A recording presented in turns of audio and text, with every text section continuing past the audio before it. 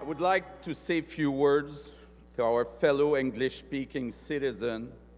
During this campaign, you've been exposed to a heated debate. The election is over now. Let's start working together for the benefits of all Quebecers.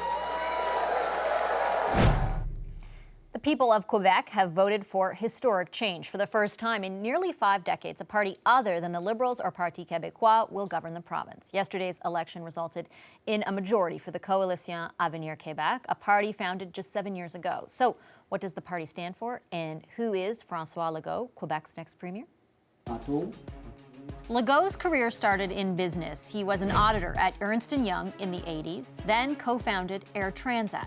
11 years later, Legault divested and joined politics. He was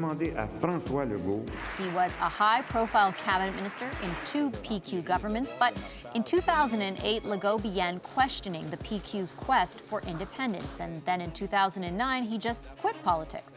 Unfortunately, I don't have today the motivation, and I want to do something else. But 2 years later, he launched the CAQ. It's considered a right-of-center party. The coalition proposes to change the political agenda in Quebec. Among some of its more controversial promises, slashing immigration levels and promising to expel immigrants who fail to learn French in 3 years. On marijuana, the party pledges to raise the minimum age for consumption from 18 to 21. Here to walk us through the CAQ's historic road to victory is CBC Polls analyst Eric Grenier, and he's just returned from Montreal and that dramatic election night. Thanks for all your coverage there. Take us through these results. Well, let's look first of all at what happened. It was a big victory for the CQ. Let's look at the seat breakdown, because the CQ had a very strong showing, much more than was expected that they would win. They won 74 seats. They only needed 63 for majority government. The Liberals took 32, which was their worst result since 1976. Quebec Solidaire, which only had 3 seats before this election, they more than tripled it. They're up to 10, and they surpassed the Parti Québécois, which fell to 9 seats, which was a very poor showing. And if we see the popular vote, there was some historic lows for both the establishment, or the older Liberals, and PQ. For the CAQ, 37%.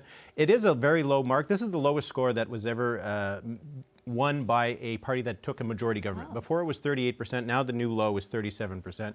So not a huge difference there. But anyway, the Liberals at under 25%. That is an astonishingly low number. Their previous low had been 31%. This is the worst that the Liberals have ever done in their history since Confederation. Parti Québécois at 17%, also their lowest ever, below their first election result in 1970 when they took 23% of the vote. And Quebec Solidaire more than doubled, or about doubled, their support to 16.1%, almost surpassing the Parti Québécois in the popular vote. But with the gains that they made, I think that they came out of this as the winner, rather than certainly the PQ with 1 fewer seat than Quebec Solidaire. So what was behind Legault's win? It was that francophone vote, but particularly in the regions. If we look at a map of what Quebec looked like in the 2014 election, there was a lot of red on that map, as the Liberals had won not only their base in Montreal, but also the region between Montreal and Quebec City. You can see there a lot of red, some blue, some dark blue for the Parti Québécois in the east and north of Montreal. But if you look at what the maps, the results were last night, it just was a blue surge, a tide for it was really a CAQ wave, because it carried a lot of ridings that were pretty surprising. They won 3 seats in the Outaouais, a region that has voted solidly Liberal in every election, going back to really since decades now. And they won almost all of the seats in the suburbs around Montreal. They won a lot of the seats, or again, almost all the seats between Montreal and Quebec City, and in Quebec City itself. So it's really the francophone vote, that vote in the région and in the suburbs, that really delivered this victory. They did still win 2 seats, however, on the island of Montreal, which was a breakthrough for a right-of-center party. No one has done that for quite a while.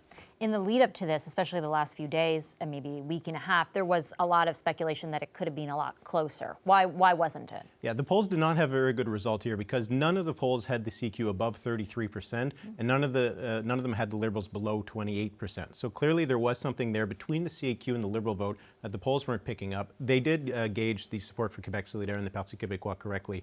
Not really sure why that would have been. There might have been a more of a surge of turnout among Francophones who were motivated by desire for change. Perhaps the NAFTA results of the negotiations had an impact because there was a sacrifice for Quebec on the dairy industry that Philippe Couillard had promised he would try to fight against. But also we saw, if you look at the ridings on the West Island of Montreal that are predominantly Anglophone or Allophone, the turnout there was about 20 points lower than it was in the last election, whereas in the rest of the province, turnout only dropped by 5 points. So I think there was, for the Liberals, a lot of their core Anglophone support didn't turn out to actually vote, which wouldn't have cost them many seats, but it did cost them a lot in the overall popular vote. So I think those two might have been some of the factors contributing to the fact that the poll suggested it was going to be close, and it was not a close race. You've alluded to it, but huge changes. Collapse of the Liberals, PQ losing official party status, Quebec Solidaire increased their seat count.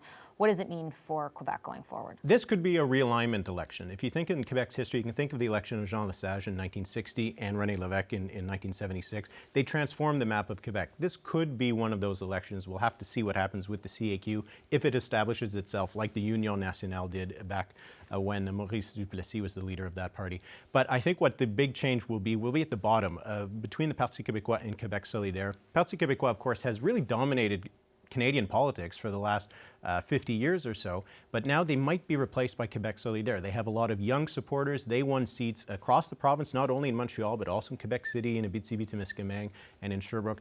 They had the momentum. They had 10 seats. Their election night party was more of a celebration almost than at the CAQ. You got the impression they almost formed government. They're very excited about it. So they are the ones who have the power in any sort of negotiation between the progressive and sovereignist voting blocs in Quebec. That could be one big change that we'll see in the future, but it could be a really important election. We'll have to wait and see, though, in the next decades or so to come. Oh, just a few decades to judge. All right, great. Thanks so much, Eric. The CBC's polls analyst, Eric Grenier.